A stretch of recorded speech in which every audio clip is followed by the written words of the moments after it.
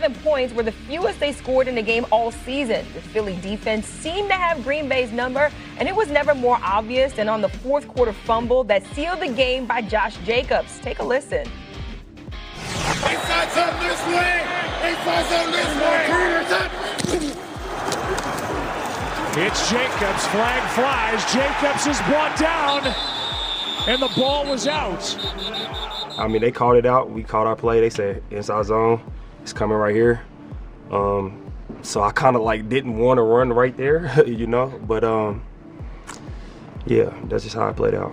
It's a call that we, called a couple times, going fast throughout the game, and they probably heard the call and or were guessing. So yeah, there was a D lineman saying some stuff, but I still thought we had a light box.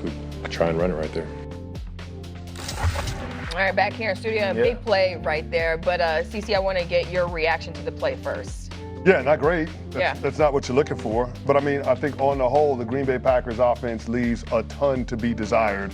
And you're trying to pinpoint who you want to scapegoat, who deserves the lion's share of the blame. Is it Matt LaFleur, the head coach / play caller, or is it the quarterback?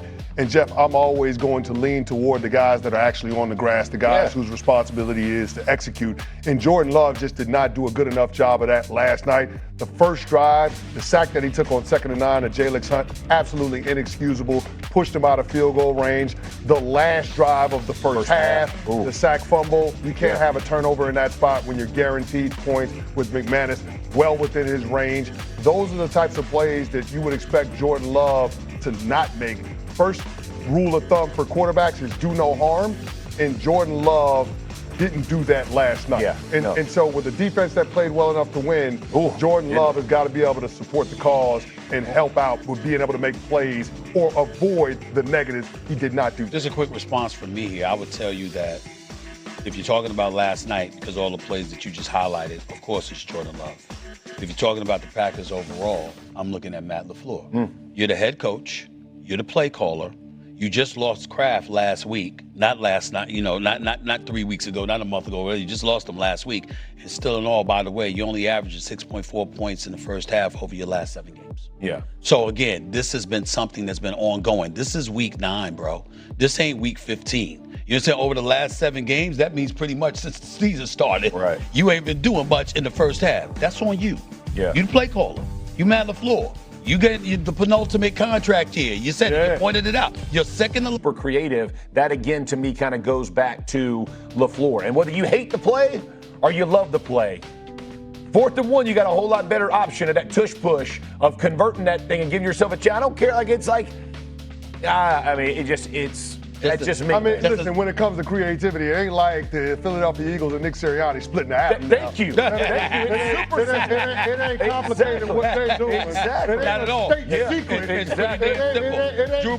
Drew Brees said it many times. It ain't G14 classified like that. You know exactly what's happening, but they just can't stop it. And it comes down to your ability to execute. But here's why I pin a lot of this on Jordan Love. When the play caller is scheming up, layup throws, open receivers, you got to hit them. So many times there were tight ends and running backs in the flat. There were plays that were there to be made, 5-yard pickups. You didn't take any of those. Matt LaFleur talked about it in the post-game press conference. The Philadelphia Eagles early on were playing a soft zone coverage. They were giving you those throws. The quarterback didn't take them. The dig route that you had to Romeo Doubs, he was wide open in the first half. Troy Aikman pointed it out on the broadcast. The quarterback didn't pull the trigger. What is the play caller supposed to do when the quarterback is not seeing it? Okay. There aren't a whole lot of great options. True, but remember, I went macro 7 games, not 1, right? Remember, I did that. But Stephen, this problem with Jordan Love didn't just start, though. I understand that, and I'm not saying that you're wrong about it. I'm saying ultimately we got to get to the man that's coaching them, and the man is the play caller. We can't absolve him, right? That's right. So not only that, here's the other thing, and then we'll end this. First 3 seasons Matt LaFleur is coaching Green Bay, you got Aaron Rodgers. You're 39-10, best record in the NFL. 3 playoff berths, 2 NFC title games. Aaron Rodgers gone last 4 seasons with Jordan Love. 33-26-1. 12th best record in the NFL. 2 playoff berths, 1 victory. Aaron Rodgers, Jordan Love. A little bit different from Matt LaFleur. So again, Those first 3 seasons, you had Aaron Rodgers. Yeah. You got Jordan Love. You've had 4 years with Jordan Love, and he's still making the kind of mistakes that you pointed out. When do I get to look at my coach, who's also my offensive play caller, and ask, as Ed Policy no doubt might be asking, yo, man, what's the problem? I mean, you can't figure this out? I do think that's what you do. You understand what I'm saying? No matter what. It could be a television show. It could be a football team. It could be a basketball team. Listen, why are we having these problems? Yeah. Why hasn't this been fixed? What's going on? How many times do they have to figure it out after 4 years? So last night, I think there's 2 conversations. Last night, there were some drops. There were some drops that hurt Jordan Love, right, and hurt their game. Yeah. But you know?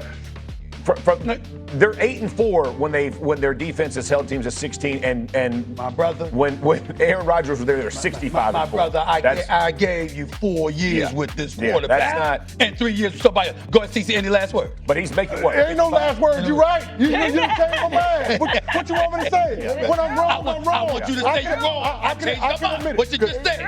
Thank you. You're either coaching it or you're letting it happen. There you go. And if you're letting Jordan Love continue to play this brand of football where he has these turnover-worthy plays week after week after week, and sometimes the defense takes advantage of it, sometimes they don't.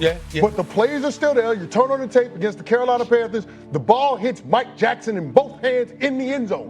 That's a throw that you can't make if you're Jordan Love. The Cincinnati Bengals game, first half, an interception in plus territory. You can't make the throw. The Cleveland Browns game, the interception at the end. You can't make the throw. You got to eat it, take a sack, and punt. But if Jordan Love continues to do this, which he has over the course of his 2.5 years as a starter, then a part of that is on the head coach. There you go. Look, time is ticking. 4 years is a lot of time with a quarterback to figure it out. If you can't fix it, somebody else will. If you can't fix it, somebody else will. Now, I tell you that much. I bet you if the Green Bay job opened up, you'd have people that'd rather take the Green Bay job than the Giants. I promise you that. For sure. Okay then. Okay then. Well, I mean, I think that what are the? I mean, I'm just talking about in terms of talent, stuff like that. No doubt. In other words, you Matt LaFleur, you got talent on the squad. There's no doubt. You got talent on the squad. And that defense showing up. What's up? It's on you. That offense is your thing. LaFleur. You got to get it done. You got to get it done. That means it's not to get to the next thing. Let's get to it. If Jordan Love isn't going to be willing to take those throws, then as a play caller, as a play designer, how do you put together an offense that's capable of sustaining drives? But when you had a Kraft there available, and that's who your reliable weapon is, and he's gone, it's just showing the absence of trust in the others. And it shouldn't be that way. It really, really shouldn't, but it does show us something. But they had 3 drops, right? I think Watson dropped, Dobbs dropped going across with 2 hands on the ball, and there was one more. I can't remember who the next drop was. But when you're